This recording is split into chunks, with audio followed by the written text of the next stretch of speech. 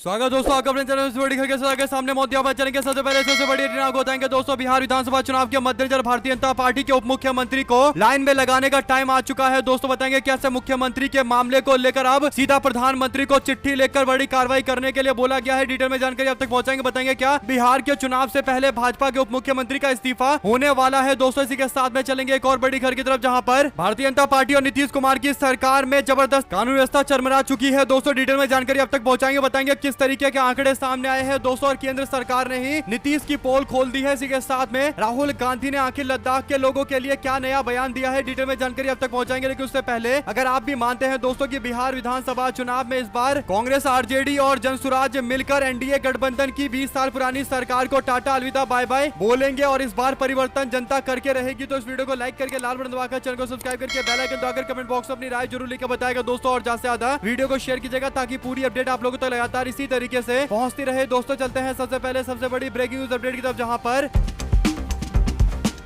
पिछले हफ्ते लगातार अमित शाह और नरेंद्र मोदी बिहार के दौरे पर पहुंचे थे दोस्तों। बिहार का चुनाव अमित शाह और मोदी के लिए काफी जरूरी चुनाव है, क्योंकि अगर बिहार में चुनाव हार गए तो केंद्र में सरकार चल पाएगी या नहीं चल पाएगी, इसे लेकर एक असमंजस की स्थिति देखने को मिल सकती है दोस्तों। यही बड़ा कारण है कि बीजेपी पूरी ताकत लगाकर जैसे तैसे बिहार के सत्ता में बने रहना चाहती है दोस्तों। ऐसे में जनसुराज पार्टी के सूत्रधार प्रशांत किशोर ने अब एक नया बम फोड़ा है दोस्तों। आपको बता दें कि प्रशांत किशोर ने भारतीय जनता पार्टी के उप मुख्यमंत्री सम्राट चौधरी को लेकर जबरदस्त खुलासा किया है दोस्तों। सम्राट चौधरी पर बयान देते हुए प्रशांत किशोर ने कहा कि 6 लोगों की हत्या के अभियुक्त हैं सम्राट चौधरी। अब इसे लेकर पार्टी के राष्ट्रीय अध्यक्ष उदय सिंह ने नरेंद्र मोदी को पत्र लिखा है दोस्तों, और भारतीय जनता पार्टी के नेता सम्राट चौधरी को उप मुख्यमंत्री के पोस्ट से इस्तीफा करवा के कार्रवाई करने की अपील की गई है दोस्तों। आपको बता दें कि 28 मार्च 1995 को हुए लौना परसा नरसंहार के दौरान कुशवाहा समाज के 6 लोगों की हत्या हो गई थी दोस्तों। इस मामले में सम्राट चौधरी समेत 6 अन्य अभियुक्तों को गिरफ्तार करके जेल भेज दिया गया था। वे कई महीनों तक जेल में रहे दोस्तों। उनकी जमानत 2 बार खारिज हुई थी। इससे पहले सोमवार को जनसुराज पार्टी के सूत्रधार प्रशांत किशोर ने पटना में सम्राट चौधरी और मंत्री अशोक चौधरी पर गंभीर आरोप लगाए दोस्तों। उन्होंने कहा कि सम्राट चौधरी 6 लोगों की हत्या के अभियुक्त हैं। बिहार के राज्यपाल, बिहार सरकार और केंद्र सरकार से मेरा अनुरोध है कि हत्या के आरोपी को आप उप मुख्यमंत्री के पोस्ट पर बिठाकर नहीं रख सकते, इसीलिए जल्द से जल्द इस व्यक्ति से इस्तीफा लेकर इसके खिलाफ कार्रवाई कीजिए और इसे जेल के सलाखों के पीछे भेजा जाना चाहिए। कुल मिलाकर दोस्तों पूरी तरीके से इस मामले पर बीजेपी कन्नी काटने की कोशिश कर रही है, लेकिन बार बार इंडिया अलायंस की ओर से या यूं कहिए दोस्तों की राष्ट्रीय जनता दल कांग्रेस पार्टी और जनसुराज पार्टी की ओर से कोशिश की जा रही है कि एनडीए गठबंधन के तथाकथित सुशासन के दावे को पूरी तरीके से एक्सपोज किया जाए दोस्तों। और सोचिए कि ऐसे ऐसे व्यक्तियों को उप मुख्यमंत्री बनाया गया है जिस पर हत्या के आरोप में शामिल होने के गंभीर आरोप लगे पड़े हैं दोस्तों। 2 शब्द जरूर लिखकर बताएगा और ज्यादा से ज्यादा वीडियो को शेयर कीजिएगा। चलते हैं एक और बड़ी अपडेट की तरफ, जहां पर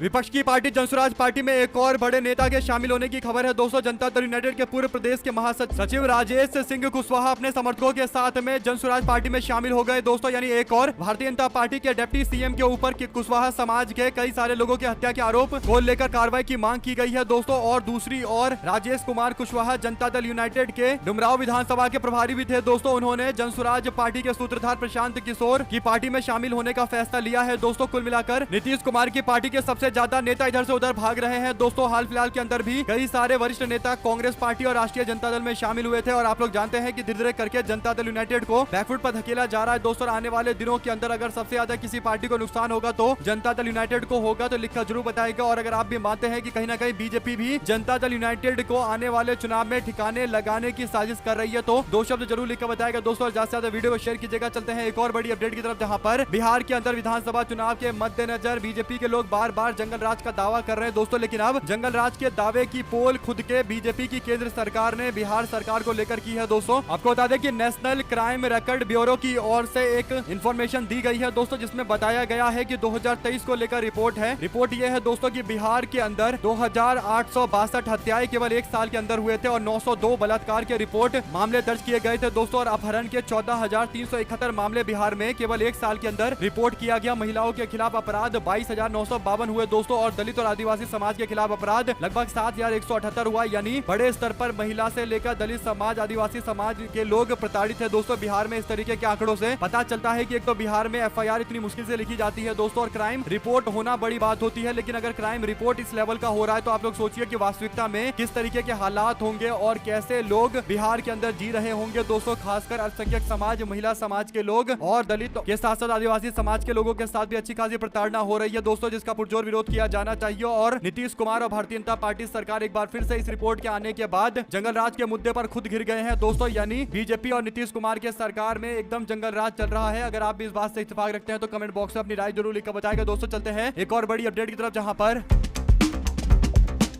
लोकसभा में नेता प्रतिपक्ष राहुल गांधी लद्दाख के लेह में हुए हिंसा के मामले को लेकर एक पूर्व सैनिक के मारे जाने को लेकर निशाना साधते दिखाई दिए दोस्तों। राहुल गांधी ने कहा कि प्रधानमंत्री को हिंसा और डर की राजनीति को बंद करके संवाद का काम शुरू करना चाहिए। हिंसा की न्यायिक जांच कराए जाने की मांग उन्होंने की है दोस्तों। उन्होंने कहा कि हमारी मांग है कि लद्दाख में इन हत्याओं की निष्पक्ष न्यायिक जांच होनी चाहिए। मोदी जी, आपने लद्दाख के लोगों को तो धोखा दिया, वो अपना हक मांग रहे थे और संवाद करने की मांग कर रहे थे, लेकिन आपने हिंसा और डर की राजनीति करने की कोशिश की है। हिंसा और डर की राजनीति को बंद करिए। कुल मिलाकर दोस्तों, लद्दाख में जिस तरीके से लद्दाखी लोग एक भारतीय नागरिक है दोस्तों, और उससे बड़ी बात यह है कि भारत के ऐसे नागरिक है जो काफी ज्यादा देशभक्त समाज के लोग हैं दोस्तों। हमेशा से, चाहे चाइना के साथ में भारत का विरोध हो, कन्फ्लिक्ट हो या फिर कोई और मामला हो, हमेशा से लद्दाख के लोगों ने भारतीय सेना और भारत की सरकार का समर्थन किया है दोस्तों। इसके बावजूद इस तरीके की पॉलिसी लाकर उनको दबाने की कोशिश की गई और सोनम वांगचुक को अरेस्ट करके तो पहले ही बीजेपी ने अपनी मानसिकता को उजागर कर दिया है दोस्तों, जिसका जोरदार तरीके से, पुरजोर तरीके से विरोध चल रहा है। आप लोग इस पूरे मामले पर दो शब्द जरूर लिखकर बताएगा। चलते हैं एक और बड़ी अपडेट की तरफ, जहां पर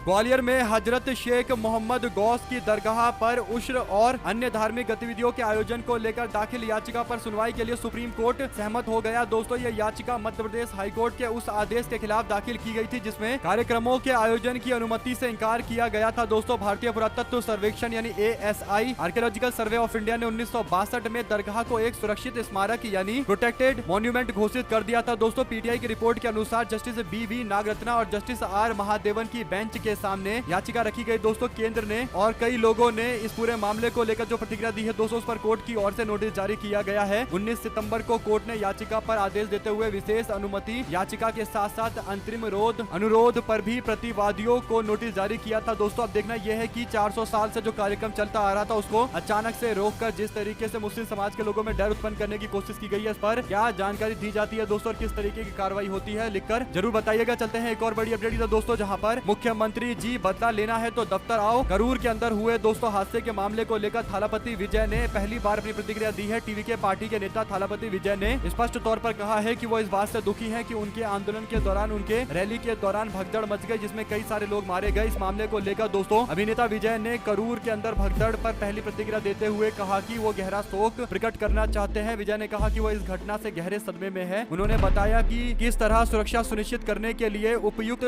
स्थानों का चयन किया गया था। पुलिस विभाग की अनुमति भी मांगी गई थी, लेकिन इसके बावजूद ये दुर्भाग्यपूर्ण घटना घट गई है। कुल मिलाकर दोस्तों इस मामले पर किस पर कार्रवाई की जाएगी, ये साफ तौर पर एक बड़ा सवाल रहेगा। जो भी आपकी राय है लिखकर जरूर बताएगा। चलते हैं और भी बड़ी अपडेट की तरफ दोस्तों, हमारे साथ लगातार जुड़े दोस्तों का बहुत बहुत धन्यवाद। देख रहे थे, जय हिंद, जवाहर, वीडियो शेयर कीजिए।